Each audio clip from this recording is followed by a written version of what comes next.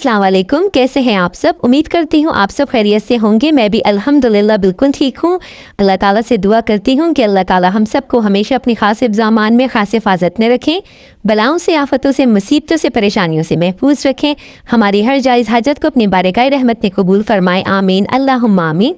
इस प्यारी सी दुआ के साथ आ जाती हूँ अपनी आज की ज़बरदस्त सी रेसिपी की तरफ। जैसे कि आप लोगों को नज़र आ रहा होगा कि आज मैं लेकर आई हूँ आप लोगों के लिए करेले कीमा की रेसिपी।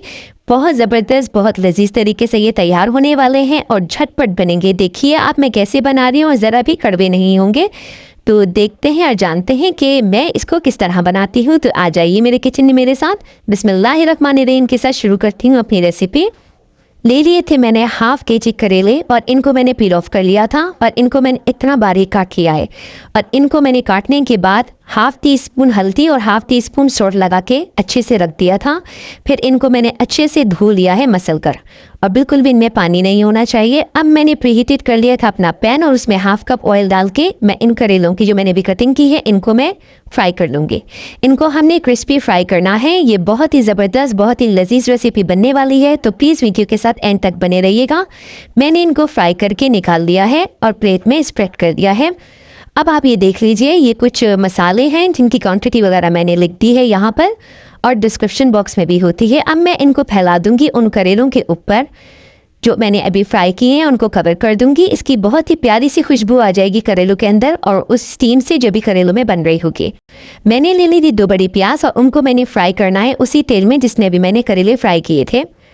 फ्राई नहीं करना है, सॉरी, मैं इनको सिर्फ सॉफ्ट करूँगी और इनको भी मैं निकाल लूँगी। 1.5 प्याज मैंने निकाल ली है और उनको भी मैं उस करेले के मसाले के ऊपर फैला दूँगी जो मैंने अभी बनाया है आप लोगों के सामने, उसके ऊपर फैला दूँगी और इसको मैं दोबारा से कवर कर दूँगी। और जो आधी प्याज मेरी बची है, जो मैंने हाफ प्याज बचा ली थी पैन के अंदर, अब उसके अंदर मैं अदरक लहसुन का पेस्ट डालूँगी और अदरक लहसुन का पेस्ट डाल के उसकी हम करेंगे 2 मिनट तक बुनाई। वो 2 मिनट तक उसका कच्चापन दूर हो जाएगा और जैसे ही उसका कच्चापन दूर होगा मैं उसके अंदर ऐड कर दूँगी कीमा। जी मेरे पास बीफ का कीमा है, आप चाहें तो इसको मटन के कीमे में भी बना सकते हैं। और ये कीमा डाल के मैंने इसकी हाई फ्लेम पर बुनाई करनी है। जब कीमा अपना पानी छोड़ देगा तो उसके बाद हम इसमें ऐड करेंगे कुछ मसाले जो कि कुछ यूँ हैं: लाल मिर्च, धनिया पाउडर, हल्दी और नमक और ज़ीरा पाउडर।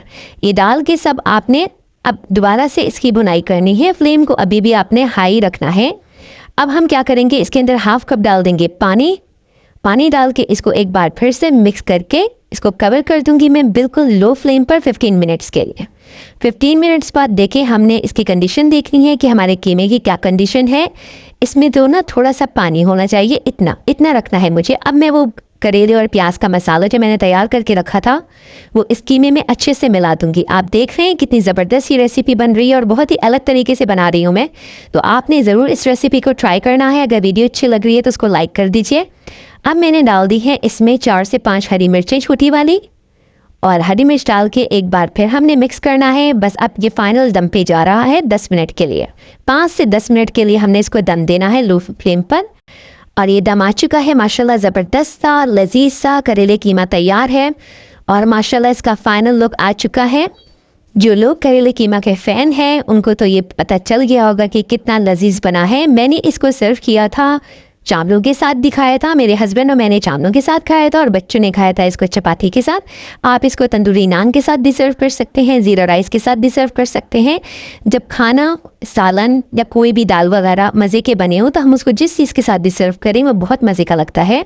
मैं उम्मीद करती हूँ मेरी हर रेसिपी की तरह आप लोगों को मेरी ये रेसिपी भी बहुत पसंद आएगी। प्लीज़ लाइक कीजिए, शेयर कीजिए, सब्सक्राइब कीजिए मेरे चैनल को, क्योंकि इस चैनल पर मिलती हैं आपको क्विक और ईजी रेसिपीज़ जो आप अपने प्यारों के लिए बना सकते हैं और इंजॉय कर सकते हैं उनके साथ। तो अब मैं जाती हूँ, मुझे रखना है। आप लोगों ने अपनी दुआ में याद रहते हैं, आप लोग मेरी दुआ में शामिल।